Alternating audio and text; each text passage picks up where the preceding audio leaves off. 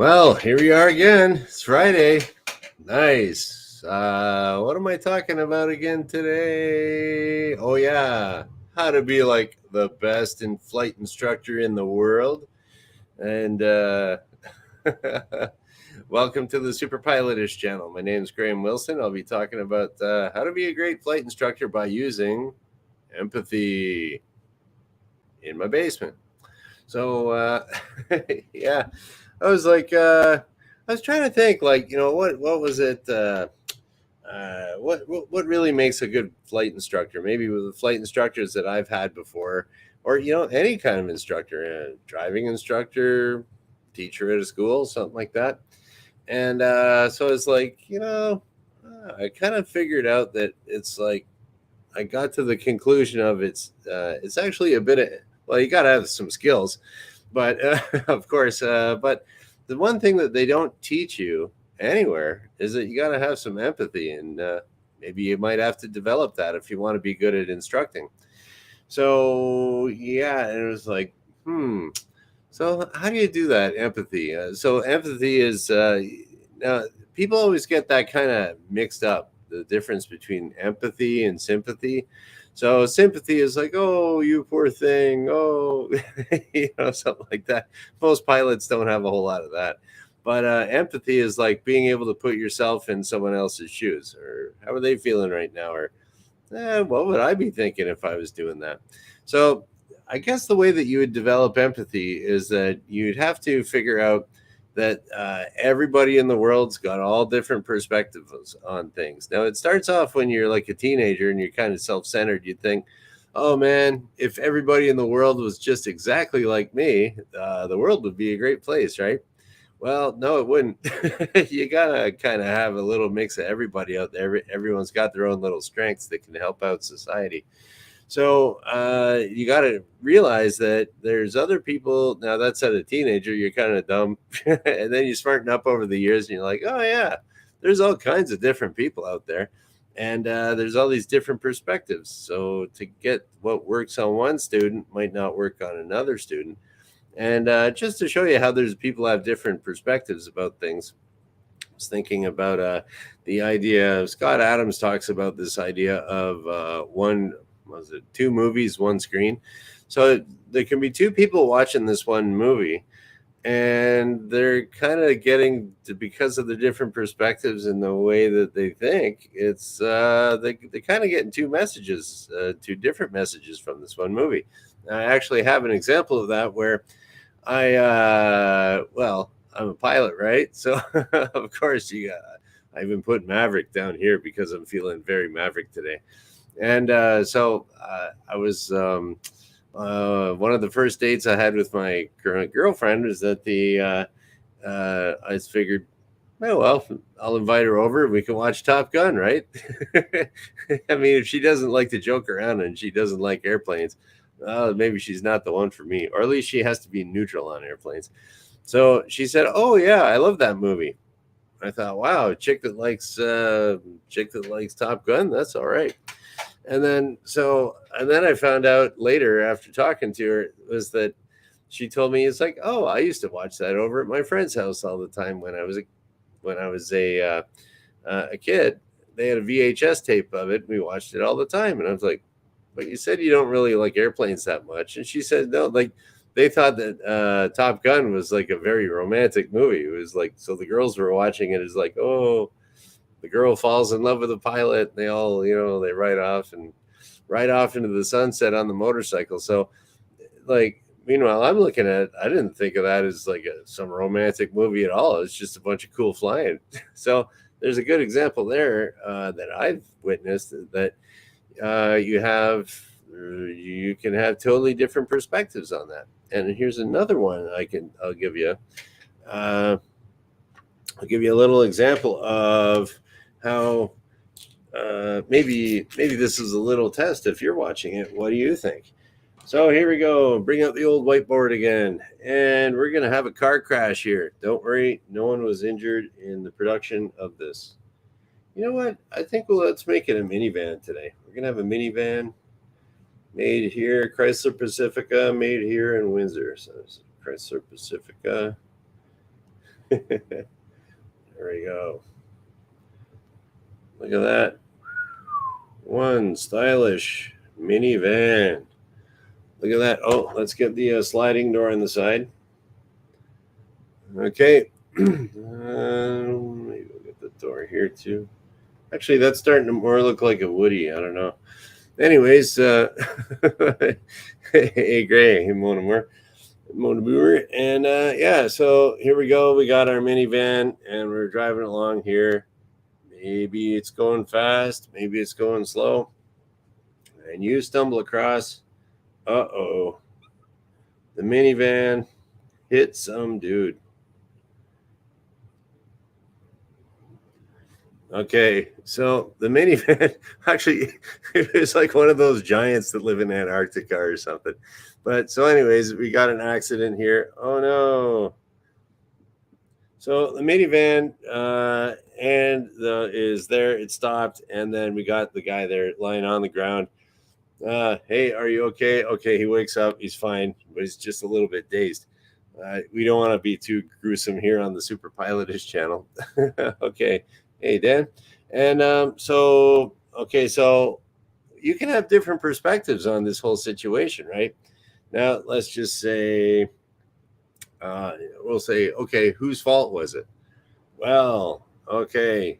The person that's the lawyer would say, like, oh, well, it clearly states that the pedestrian always has the right of way, regardless of what happens at the intersection. So the lawyer would say, okay, that's definitely the driver's fault. But what if it was maybe we don't know all of the facts surrounding the case. So maybe the mother of this guy here be like, oh, it's that terrible driver's fault. It couldn't be my kid, right? And then there's no change in the mother's mind on that. The driver would say, like, oh, this stupid guy just jumped out right in front of me. I couldn't stop. So it's like kind of nobody's fault. It was an accident, you know. So is it the driver's fault, according to the lawyer? Is it the kid's totally not at fault, or maybe it's nobody's fault? So there's an example of how there's there's different perspectives about a situation. Now, I'm just gonna put that in the screen there. I kind of like that guy. So, anyways, yeah. So, do you have the ability to look at it from different perspectives? Okay, now if you do have the ability to do that, then there you go. You got some empathy. Good for you. You'll be a good flight instructor. So, oh no, feel the sneeze coming on. Can you feel the empathetic sneeze coming? All right. Uh-oh. Should I sneeze right here on camera? Could get gross. Oh, it's kind of going away. Better be careful though. Okay, and so let's just say now that we've established that there are, different perspectives, they're out there. So, okay, now when you're teaching somebody how to do something, and it's like, okay, now you're dealing with the perspective of that student, and I was just thinking about now some people, when you're teaching them, they just pick it up just like that. Like it's like show them once, they got it. Okay, for that type of learning, they're a fast learner, and so that makes my job easier as a as a flight instructor.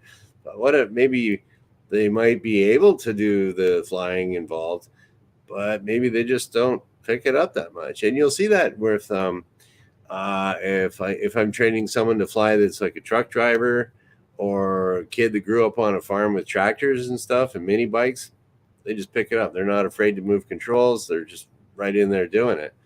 But maybe I've taught people to fly that didn't even have driver's licenses and they grew up in the city and they just play video games. Yeah, I want to learn how to fly.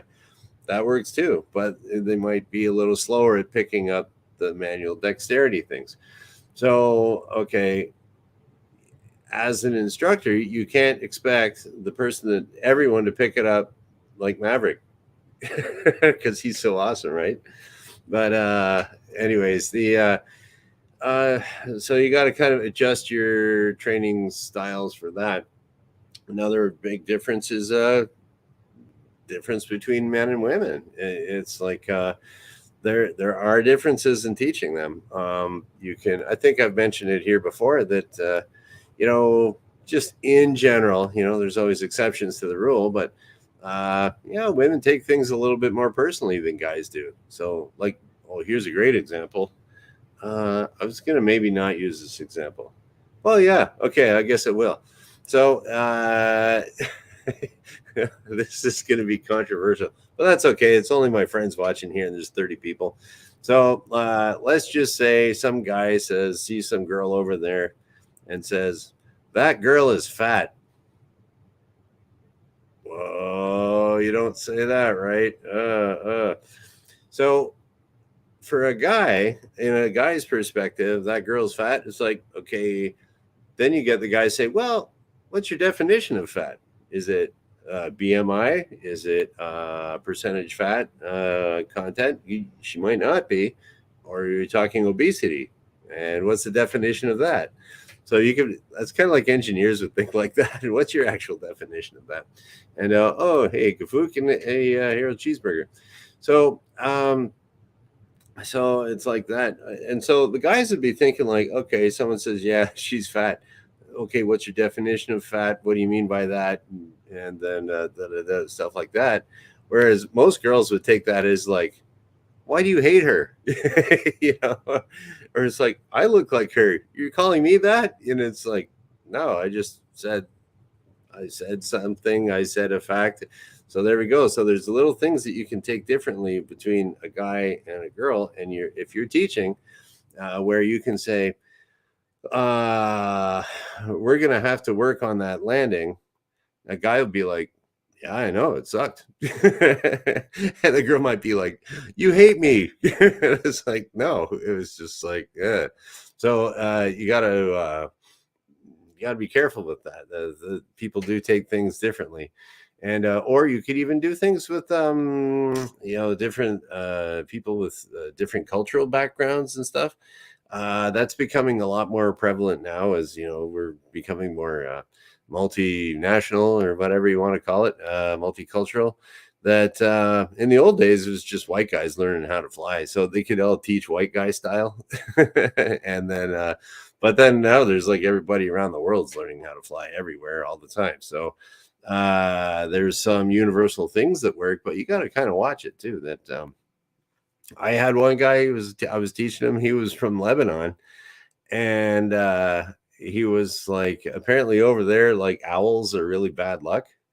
And then he would get freaked out. He's like, like, they put like a fake owl on top of this one post at the airport to keep the birds away and scare the birds away with this fake owl. This guy would like get freaked out on flights if he was like looking at the owl.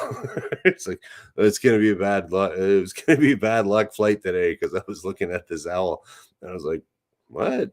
And he would call me the owl sometimes too. But so, well, we still kept the owl up there and we didn't actually take it down.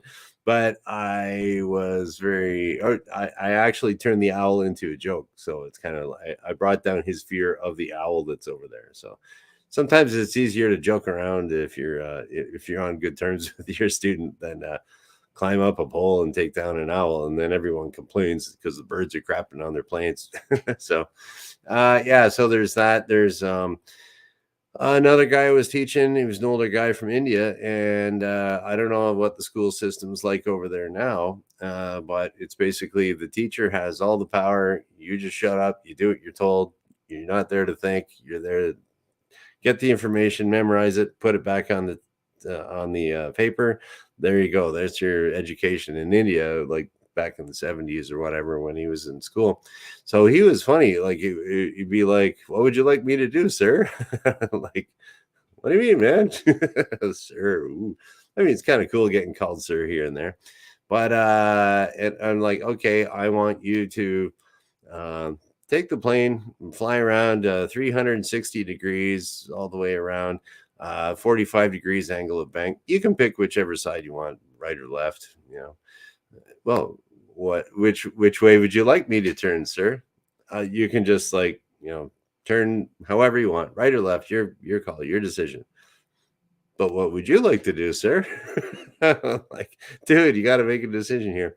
Now he eventually he didn't get his pilot's license, that guy, and it's very tricky for people that are from, I don't know, I guess really strict cultures or something like that, where the teacher is supposed to tell him, like, the power dynamic between the teacher and the student isn't quite as equal as it is here. So that's where you got to kind of like say, okay, look, I'm not your teacher back in grade school there. Like, this is this is Canada, and we're working together. We're kind of more of a team than me, your boss, or me, your teacher. But so that kind of works that way too. But you got to have, but if you're going to have a little bit of empathy, you're going to say, like, okay, he has been brought up thinking, okay, I have to do what this instructor tells me. Otherwise, I'm not getting my pilot's license. That's all he knows. That's his perspective, right? So you got to kind of clear that up. But, if you put yourself in his shoes, I'm like, okay, well, okay, if I was in India in 1973, I might not even have shoes. But anyways, depending on I knew a guy from India. He said there's some people over there, they live their whole lives with no shoes. So he always thought if he had a roof over his head and shoes on his feet, he was doing all right. So if I was ever broke, I'd tell myself that too. So yeah. So but anyways, so if he's just used to being like beaten over, probably literally beaten over the head to learn, okay, that's his perspective. That's where he's coming from. So we got to kind of, I have to understand that and not just say, like, what are you, stupid? Make a decision. Like, you can't do that. They do that a little bit more. They're a little bit more rough and tough and like military and stuff like that. But it's kind of a different culture over there where if you think you're dead. So, anyways, yeah. So the different light, and then yeah, there's kind of different cultures, different perspectives. But the thing is, if you can, this is a little bit of a flaw that the systems that teach people how to fly, they don't really talk about empathy and putting yourself into the other person's shoes. And then, how do you teach that to someone? So I always think about, like, if I, and then that got me thinking in the instructor thing. It's like, now I have a challenge. How do I teach empathy? So how would I do that? Okay. Well, I guess you probably start with an extreme example so people get the hang of it. So it would be, oh, hey, wrench, better late than never.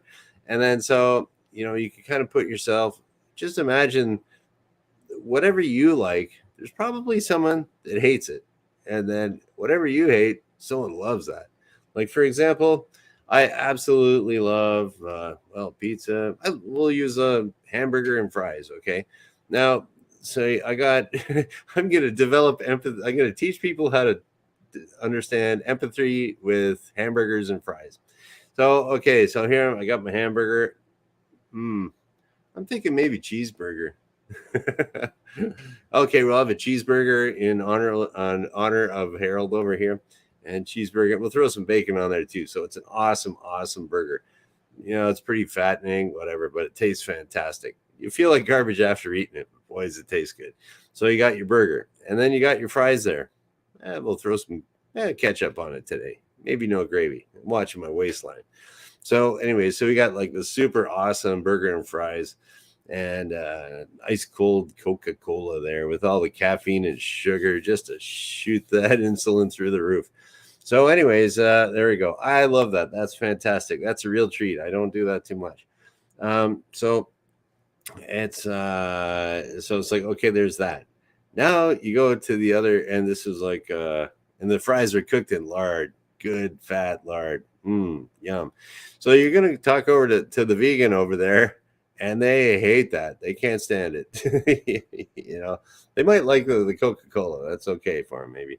But burgers and fries is the end of the world. I hate it. It makes me, it makes them want to barf, And then, so it's like, okay, there's that perspective there. So like, okay, that vegan's totally different, totally opposite from me liking my bacon cheeseburger and fries there.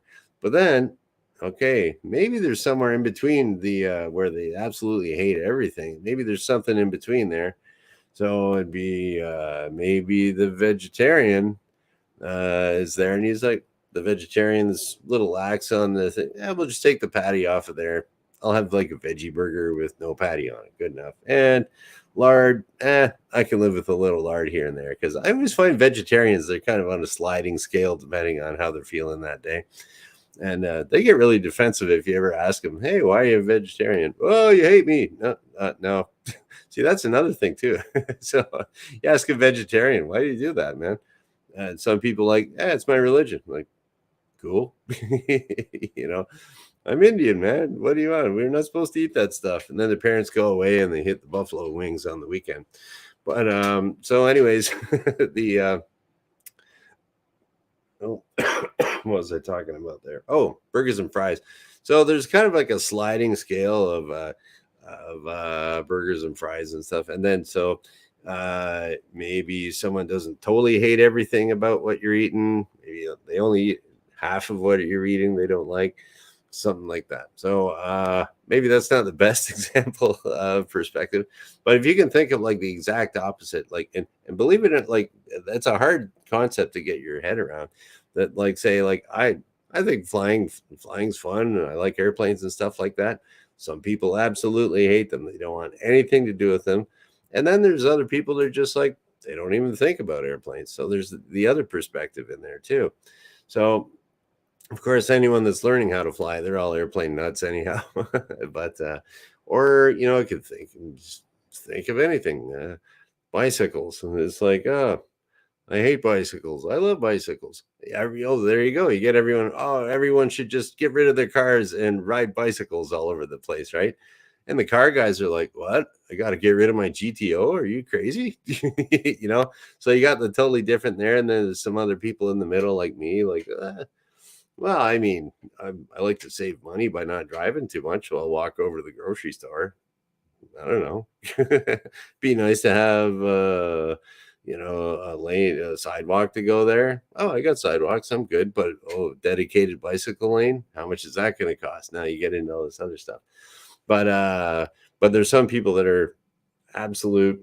Give me my Cummins diesel truck. I can run over all the bicycles I want.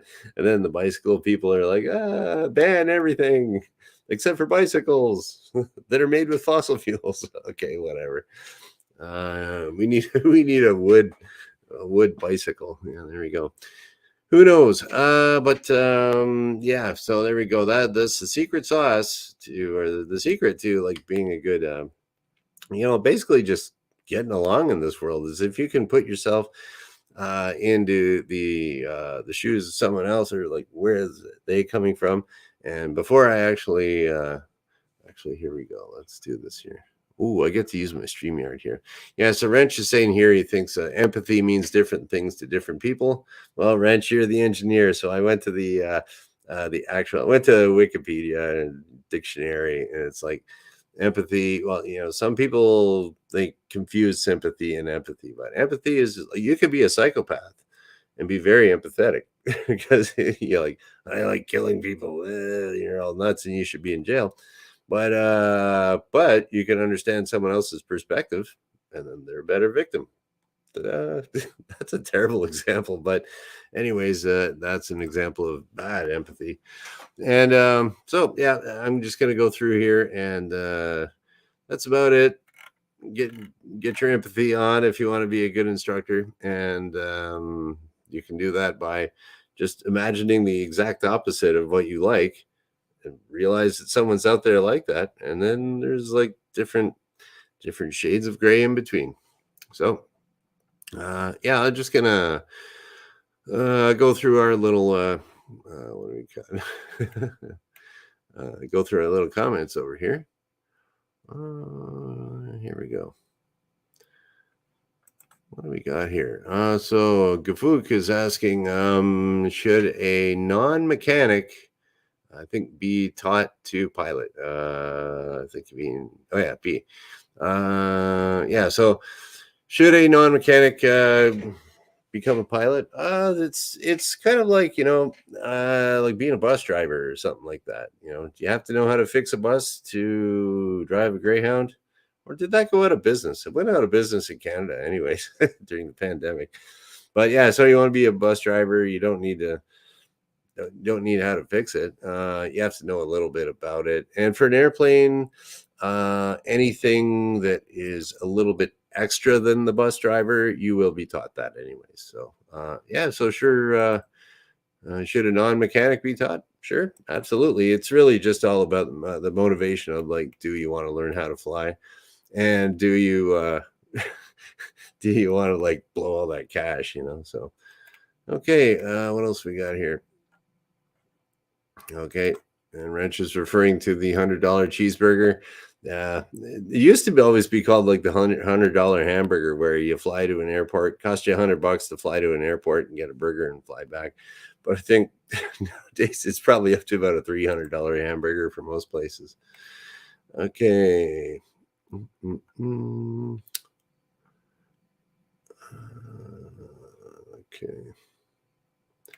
What else we got here? All right, here we go. So Gavuk also has a little interesting little story here. His kid and a friend of mine who was a pilot in Vietnam. See, there's a military pilot. So those guys are they're kind of a different animal, but still. Said if I can't work on it, I have no business operating it. They both accused me of being able to break a shot put with a rubber mallet. So, yeah, I think for anything that you really need to, like, I don't know. I think the pilot in Vietnam guy is just being a little bit less empathetic. We'll put it that way. All right, I'm in the Vietnam head, but yeah, like he's wrong. He was never a flight instructor, so okay. And what do we got here? Here we go. Good example here too. Captain of the ship doesn't work in the engine room. That's a good example there, Gray. I'm sure the captain of the ship knows indications of, like, oh, oil pressure's coming up, or get down in the engine room. Hey, check the oil level, stuff like that. So, yeah. Oh, Jordan's in here too. Hey, Jordan. Yeah, cheeseburger sounds like a good supper for tonight. Actually, my Friday is my cheat night on my diet. Well, actually, I don't really have a diet, but yeah, usually, you guys know, I usually have kind of pizza every other every other Friday. I order pizza, and then so today I usually have tacos or something that's like not good for me, so but tastes good. So today's going to be the expensive frozen lasagna from the store with. I got just the first few cherry tomatoes getting ripe in my garden. So we're going to slice them up thin, throw it on the cheapo frozen pizza, a little extra Parmesan, a little hot sauce. That's a good chemical filled lasagna, and not much work. So, okay, what do we got here? Oh, yeah. Okay, we have clarification here. What do you call that? It's fact check. There we go. We got the wrench fact check here. Greyhound bus still operational in Kansas City. That's good. Kansas City, here I come. We'll go flying there, Wrench.